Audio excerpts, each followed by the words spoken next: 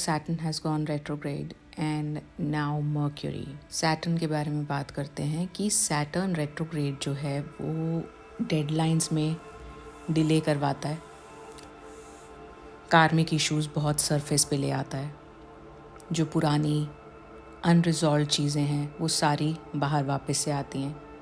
Saturn retrograde में आके हमेशा यही कहता है कि you can't keep moving forward unless you clear up the past.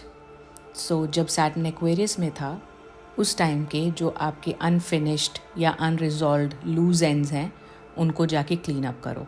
It can be related to your career, relationships, personal life, professional life, anything, even health. Saturn retrograde में आगे दौड़ पीछे छोड़ नहीं चल पाता है. जब तक आप पुराने प्रॉब्लम्स रिजॉल्व नहीं करोगे, एक तरफा नहीं हो जाओगे, क्लियर नहीं कर दोगे, उसकी क्लोजिंग नहीं करोगे, अगर कोई क्लोजर पेंडिंग है नहीं करोगे, आप आगे ठीक से नहीं बढ़ पाओगे. जो आगे वाली चीज़ें हैं उनमें ऑब्स्टिकल्स आएंगे. सैटर्न पाइसिस में रेट्रोग्रेड है और पाइसिस ज़ोडिएक का लास्ट साइन है. तो यहाँ पे ये जो कार्मिक इश्यूज हैं where it is stopping you from going further, ये और ज़्यादा हाइटन हो जाता है. इसलिए जब सैटर्न एक्वेरियस में था उस 2.5 साल में आपके साथ जो जो हुआ है या आपने जो जो कर्मास किए हैं वहाँ से या तो अपने आप को रिलीज़ कर लो या फिर वहाँ पे जाके कोई माफ़ी मांगनी है मांग लो या वहाँ जाके माफ़ करना है कर दो. बेसिकली अपने आप को वहाँ से रिलीज़ कर लो. और अगर कुछ प्रोफेशनल कुछ शुरू किया था तो अभी नवंबर तक जब तक रेट्रोग्रेड है उसको ख़त्म करो. काम अधूरे छूटे हुए या अधर में लटके हुए कामों को पूरा करो.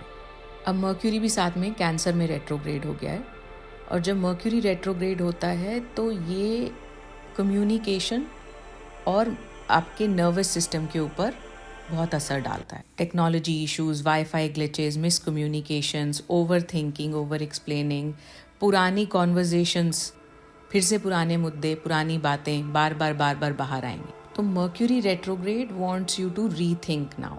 सैटर्न रेट्रोग्रेड ये कह रहा है कि पिछले 2.5 साल में जो भी कुछ हुआ है उसका जायज़ा लो, उसको ठीक करो, उसको क्लोज करो.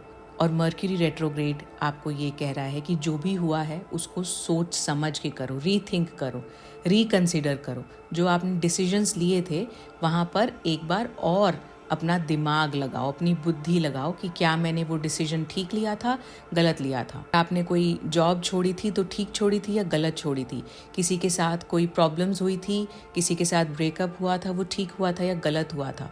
ठीक हुआ या गलत हुआ उसके बेसिस पे डिसीजन क्या लेना है, आगे बढ़ना है या वापस जाना है, ये डिसीजंस बहुत ज़रूरी हैं और इस टाइम पे बहुत ज़्यादा सरफेस होंगे, स्पेशली नवंबर तक.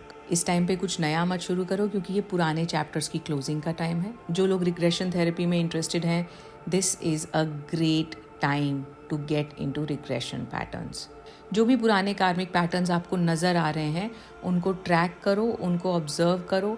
अगर आप जर्नल करते हो तो जर्नल के अंदर खुद लिखो. Otherwise if you want to speak to a therapist that's very good to.